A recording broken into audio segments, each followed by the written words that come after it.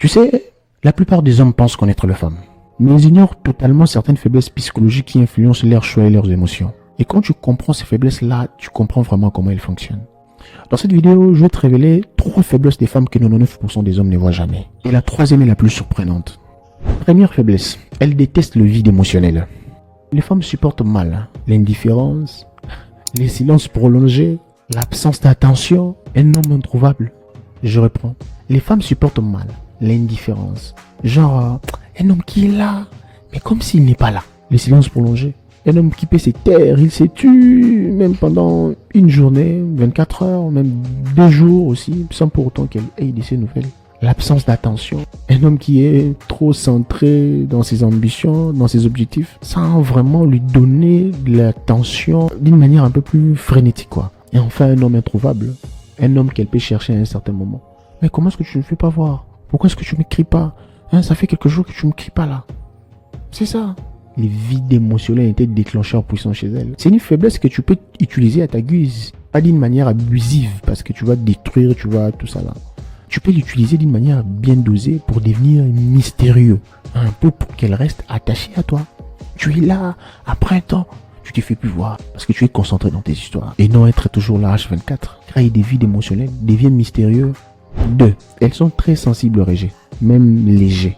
Cela veut dire, donc tu vois, même un simple message non lu. Genre, elle t'écrit un message, mais tu prends du temps à lire son message. C'est toujours là, tu es en ligne, mais elle est toujours en attente. Elle attend 30 minutes, 35 minutes. Elle est sensible à ça. Elle ne supporte pas ça. Ou des réponses courtes, genre, salut, comment tu vas? Salut, comment tu vas? Je vais bien. Parfois, et toi? Tu es court, précis. Tu ne fais pas de litanies, des textes très longs, tout ça, machin, bazar pour expliciter, lui parler avec emphase, avec beaucoup de détails et tout le reste. Tu vois, parce qu'elles ne sont pas habituées à ça.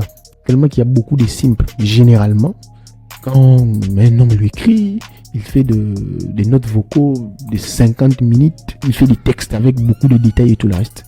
Et si toi tu fais le contraire, tu vas directement te distinguer. Elle se posera des questions, mais ce gars-là, il est qui? Il y a des gens, même, je rencontre même des gens qui sont mieux situés que lui. Mais pourquoi est-ce qu'il fait ça? Enfin, c'est dans le subconscient, quoi. Elle sera touchée dans son ego. Et aussi le manque de disponibilité. Donc tu n'es toujours pas présent. À un certain moment, vous avez un rendez-vous, tu annules le rendez-vous à la dernière minute. Désolé, je devais venir, mais je suis occupé à faire un truc. Tu n'es toujours pas disponible. La rareté crée de la valeur. Faites-vous rare. Troisième faiblesse, elles sont influencées par l'émotion, pas la logique. Dans une relation, il y a des moments où la logique ne sert à rien. Je comprends que nous sommes des hommes. L'homme est généralement dans la logique et la femme est dans les émotions. Ça, on le sait. Et beaucoup de gens vous diront que l'homme doit rester dans la logique parce qu'il est l'homme. Certes, l'homme doit rester dans la logique, mais c'est un jeu. Il ne doit pas toujours rester dans la logique. Des fois, il faut rebondir dans les émotions pour accommoder certaines histoires. Parce que des fois, la logique ne sert à rien.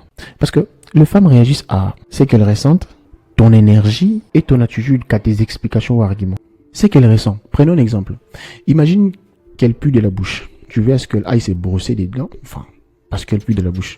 Logiquement, qu'est-ce que tu dois faire? Tu dois quand même lui dire que, tu pues de la bouche, va brosser tes dents, n'est-ce pas?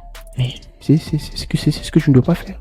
Tu dois chercher un moyen politiquement correct, aller un peu dans les émotions. Parce que si tu dis ça comme ça, elle prendra ça personnellement. Donc tu dis que ma bouche, j'ai pris de la bouche, mais tu vois, il y a aussi ton énergie, ce que tu mets, ce que tu dégages comme personnalité, comme image. Si tu dégages de l'énergie forte, elle sentira que c'est lui-là, c'est un homme.